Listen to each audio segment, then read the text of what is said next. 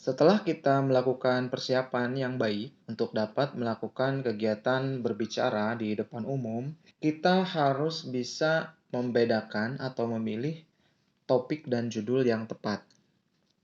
Sebelumnya, kita harus tahu dulu perbedaan antara topik, tema, dan judul. Topik itu adalah sesuatu yang dibicarakan, sesuatu yang menjadi inti dari pembicaraan. Sedangkan tema adalah garis besar apa yang ingin kita sampaikan. Sedangkan judul itu adalah kepala atau nama atau apapun itu yang dapat menjadi label dari apa yang akan kita bahas. Jadi dapat kita simpulkan, urutannya yang paling luas adalah tema. Tema kemudian dipersempit menjadi topik, dan akhirnya topik dirangkum menjadi sebuah judul. Nah, permasalahan yang kita bahas ini harus bisa menarik pendengar. Salah satu cara untuk bisa menarik adalah dengan mencari topik yang memang sedang hangat atau memang disukai oleh pendengar. Namun, terkadang meskipun memang topik tersebut tidak sedang hangat dibicarakan, tetapi bisa kita modifikasi supaya bisa menarik bagi pendengar, yaitu dengan cara penyampaian yang bagus. Selanjutnya, harus kita pahami maksud dan tujuan dari kegiatan berbicara yang kita lakukan. Apakah maksud kita itu untuk mendorong, meyakinkan audiens untuk berbuat atau bertindak, untuk memberitahu, atau untuk menyenangkan audiens? Dan maksud khususnya untuk apa? Apa yang diharapkan dari pendengar setelah menyimak apa yang kita bicarakan? Contoh, topiknya adalah penulisan ilmiah. Tujuan umumnya untuk memberitahukan.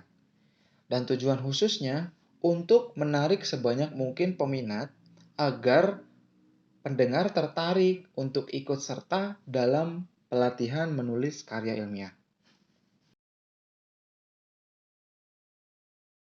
Berbicara untuk presentasi. Berbicara untuk presentasi, kita harus dapat memahami struktur-struktur dari presentasi. Tidak serta-merta kita bisa melakukan presentasi tanpa kita bisa memahami strukturnya. Kemudian setelah itu, kita mengumpulkan dan menyatukan materi-materi presentasi. Karena setiap presentasi itu berbeda audiensnya, berbeda waktunya, berbeda materi yang disampaikannya. Sehingga harus dikumpulkan dan disatukan. Harus kita ingat bahwa materi tersebut harus sederhana dan jelas, ringkas, tetapi tetap menjelaskan apa yang ingin kita sampaikan. Hindari detail yang tidak mendukung. Kemudian, kita harus melatih kegiatan berbicara kita untuk presentasi karena di awal mungkin kita akan merasa grogi, kemudian merasa tidak tahu apa yang ingin kita sampaikan, sehingga kita harus melatih dan akhirnya terbiasa untuk berbicara. Teknik presentasi efektif ada beberapa hal yang harus kita pahami. 5 elemen komunikasi dalam teknik presentasi efektif adalah sebagai berikut. Yang pertama adalah pengirim atau pembicara. Siapa yang mengirimkan berita? Siapa yang menjadi pembicara? Kemudian, pesan atau isi. Apa yang disampaikan, apa yang dibahas, itu adalah pesan. Bahasa. Bahasa apa yang digunakan? Apakah bahasa Indonesia, bahasa asing, atau bahasa daerah? Ini penting, karena tidak mungkin komunikasi akan berjalan dua arah ketika pembicara dengan pendengar tidak memiliki kesamaan bahasa, tidak memahami bahasa dari masing-masing peserta komunikasi. Kemudian, media. Media yang digunakan bisa beraneka macam. Apalagi pada zaman sekarang, media itu sudah tidak lagi dibatasi oleh media-media yang biasa digunakan secara konvensional. Misalnya, ada internet, kemudian ada juga video, audio, kemudian ada juga handphone, dan sebagainya. Banyak sekali media-media yang bisa digunakan. Penerima atau audiensi. Penerima Ini adalah orang yang menerima pesan atau memperoleh isi dari apa yang disampaikan oleh pembicara. Dalam kegiatan berbicara, seorang pembicara harus mampu mengatur beberapa hal berikut ini. Yang pertama, artikulasi kata. Artikulasi itu mencakup bagaimana seseorang melafalkan sebuah kata dengan baik dan juga dengan bunyi yang tepat sesuai dengan fonologisnya. Artikulasi kata ini memang harus dilatih dan tidak semua orang bisa melafalkan atau mengartikulasikan kata-kata dengan baik. Misalnya, contoh, ada banyak sekali orang yang melafalkan kata Indonesia menjadi Indonesia misalnya. Selanjutnya adalah tempo. Tempo ini artinya adalah cepat atau lambatnya seseorang dalam berbicara. Berkaitan juga dengan tinggi rendahnya seseorang dalam berbicara. Harus bisa dipahami perbedaan antara berbicara di dalam ruangan dengan berbicara di luar ruangan. Kemudian harus juga bisa diatur bagaimana ketika audiensnya anak-anak, bagaimana ketika audiensnya orang dewasa. Itu tentu membutuhkan tempo dan intonasi yang berbeda-beda. Dan jangan lupakan yang terakhir adalah ilustrasi. Walaupun ilustrasi ini tidak dianggap penting atau selalu dianggap sepele, namun ilustrasi ini adalah salah satu yang bisa membuat kegiatan berbicara menjadi lebih berwarna. Ilustrasi ini bisa diletakkan di awal, di tengah, atau di akhir, atau bahkan digabungkan.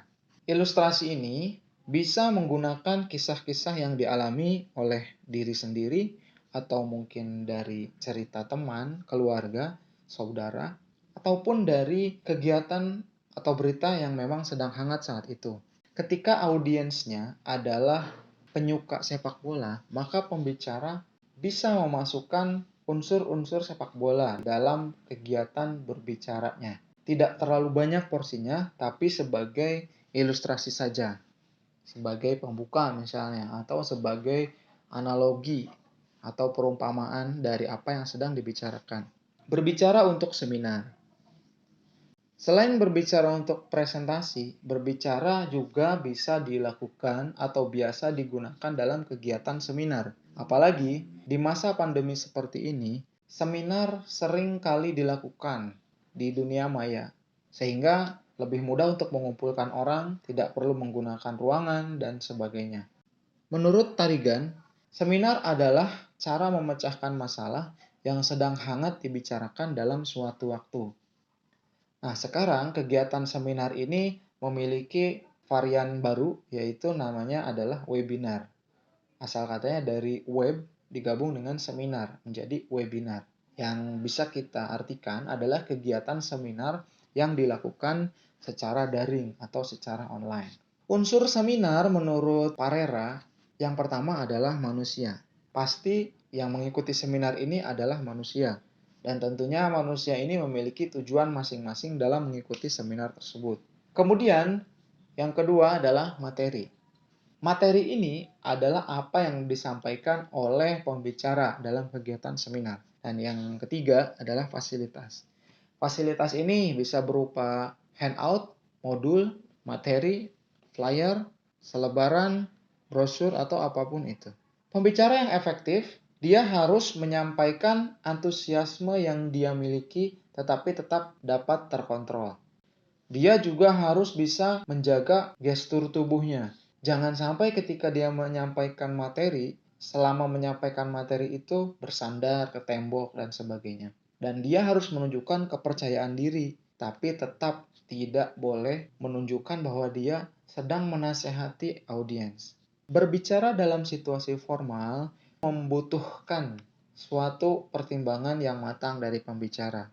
Pembicara hendaknya menggunakan bahasa yang baku, formal, jangan menggunakan bahasa-bahasa atau istilah-istilah yang tidak biasa digunakan dalam situasi formal. Lalu, sesuai tingkatan pendidikan.